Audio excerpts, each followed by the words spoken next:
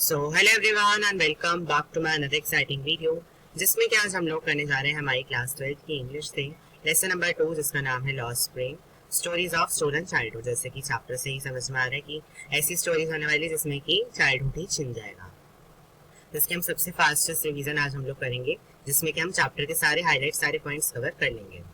The author examines and analyses the impoverished conditions and traditions that condemn children to a life of exploitation. कि ऐसी क्या चीज़ें हो जाती हैं जैसे कि कुछ कंडीशंस बहुत ही खराब हो जाती हैं और कुछ ऐसे ट्रेडिशन बन जाते हैं जिससे कि बच्चों का जो बचपन है वो बिल्कुल ही खराब हो जाता है। दीस चिल्ड्रन डिनाइड एजुकेशन, इनको ना पढ़ाई मिल पाती है और ये फोर्स करते जाते हैं into the hardships early in their life. मतलब इनको बचपन में ही बहुत बुरी स्थितियों का सामना करना पड़ता है। The writer encounter Sahib. Sahib कौन था? एक कूड़ा बिकने वाला rag picker whose parents left behind the life of poverty in Dhaka to earn a living in Delhi। मतलब उसके जो माता पिता थे उन्होंने भी यही काम करा था और आज वो भी यही काम कर रहा है, लेकिन अभी वो छोटा ही है और वो छोटेपन से ये वाला काम कर रहा है। His family like many other family of rag pickers live in Seemapuri. जैसे कि और सारे कूड़ा बिनने वाले, जैसे कि एक तरीके के लोग एक जगह हो जाते उसी तरीके से यहाँ भी कूड़ा बिनने वाले सारे लोग एक साथ सीमापुरी में रहते थे।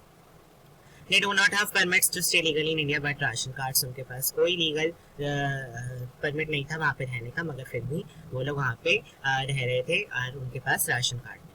The children do not go to school. They are excited at the prospect of finding a corner, even a 10 rupee ना गार्बेज। मतलब उन्हें स्कूल जाने तो था ही नहीं, मतलब स्कूल तो कैसे जाते हैं ऐसी जगह में।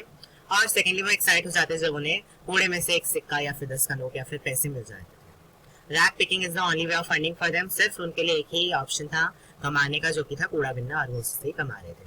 The writer is pain to see Sahib. जो राइटर था उसको देख के दुखी हुआ, जो कि कूड़ा बिन रहा था। Whose name means the ruler of that.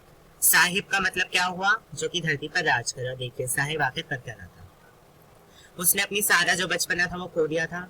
He roams barefooted with his friends, मतलब वो नंगे पाँव वहाँ पे चल रहा था कूड़ा बिनने वाली जगहों में। And one morning author encounters him moving towards the tea stall he works there। एक दिन उसने देखा कि वो चाय की दुकान पे भी काम करता है। and is paid rupees 800 and meal, उसको वहाँ से 800 रुपये और खाना मिल जाता था। He sadly realizes that he is no longer his own master and his loss of identity weighs heavily on his tender shoulders। मतलब इतने कम उम्र में उसके कंधों पे इतनी बड़ी जिम्मेदारी आ चुकी थी कि अब वो खुद का मास्टर न रह के वो किसी के लिए काम कर रहा था। द ऑथर, अच्छा ये तो हो गई एक इंसान की बात जैसे कि उसका चाइल्डहुड छिन चुका था। दूसरा कौन है? अंदर विक्टिम मुकेश। वो wants to be a motor mechanic, उसको एक मोटर मैकेनिक बनना है। अब वो कहाँ से? फिरोजाबाद से, जो कि इंडिया का सेंटर है जहाँ पे की चूड़ियाँ बनाई जाती है और glass bonding industry. He always worked in the glass making industry। मतलब वो बनना तो मोटर मैकेनिक चाहता था, लेकिन वही है कि जहाँ पे ऐसी जो जगह होती है वहाँ पे बोला जाता है कि पेरेंट्स जो काम कर रहे हैं आगे बच्चा भी वही काम करेगा, फिर आगे उसका बच्चा भी वही काम करेगा और सेम चीज़ कंटिन्यू होती जाएगी। मतलब अगर एक चूड़ी बनाने वाले का बच्चा चाहे कि वो मोटर मैकेनिक बनना चाहेगा तो भी उसे जबरदस्ती चूड़ियाँ ही बनानी पड़ेंगी। His family, like the others there, does not know that it is illegal for children to work in such close proximity of furnaces in such high temperatures। अब देखें, आपको पता है कि जहाँ पे चूड़ी बनेगी वहाँ पे ज़्यादा टेम्परेचर होगा, क्योंकि ज़्यादा टेम्परेचर में चूड़ियाँ बनती हैं। तो वहाँ पे जो उसके माता पिता, उनको भी नहीं पता है कि बाकी लोग जैसे और वहाँ पे काम कर रहे हैं उनकी तरह उसके माता को भी नहीं पता। ये बिल्कुल ही इलीगल है बच्चों से ऐसी जगह काम कराना, और स्पेशली वहाँ पे जहाँ पे कितना हाई टेम्परेचर में काम हो रहा हो। इसी वजह से उनको कई सारे हेल्थ हज़ार्ड्स हो जाते हैं, like losing their eye sight, उनकी जो आंखें हैं वो खराब हो सकती हैं। As they work in abnormal conditions in dark and डिग्नी डिंगा सेल्स। सो ये सारी जो कंडीशंस इनके साथ हो सकती हैं। Mukesh father, like his father, worked hard but could not do anything except teaching his sons the art of making bangles.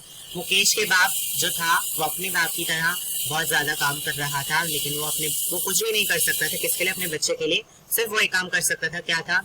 अपने बच्चे को भी चूड़ियाँ बनाना सिखाना।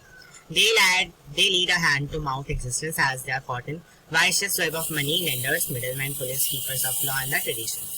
अब वो कुछ कर भी नहीं सकते थे क्योंकि वो खुद ऐसी जगह रह रहे थे, ऐसी इलीगली रह रहे थे कि वो इससे मदद भी नहीं मांग सकते, क्योंकि कोई उनकी मदद के लिए तैयार नहीं था। अगर वो मदद मांगेंगे तो वो खुद ही पकड़े चले जाएंगे। So burdened are the bangles makers of Firozabad that they have lost their ability to dream, unlike Mukesh who dreams of driving a car। अब जिस तरीके से मुकेश कार ड्राइविंग का ड्रीम रखता था, उस तरीके से वहाँ पे कोई भी ऐसी एबिलिटी नहीं रख पाएगा धीरे धीरे, और सब एक ही काम में लगे रह जाएंगे। मीन्स जो आदमी जो काम कर रहा है उसकी अगली प्रोजनी भी वही करेगी, फिर उसकी अगली भी वही करेगी, और उसकी अगली भी सेम इसी तरीके से ही कंटिन्यू होता चला जाएगा। तो यही बात इस चैप्टर में बताई गई है।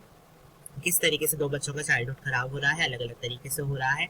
यही क्वेश्चन इसमें से आएंगे, हाईलाइट्स हमने सारी कर ली है। और कुछ आपको चाहिए तो आप बता सकते हैं। मिलेंगे अपनी नेक्स्ट वीडियो में। Good bye.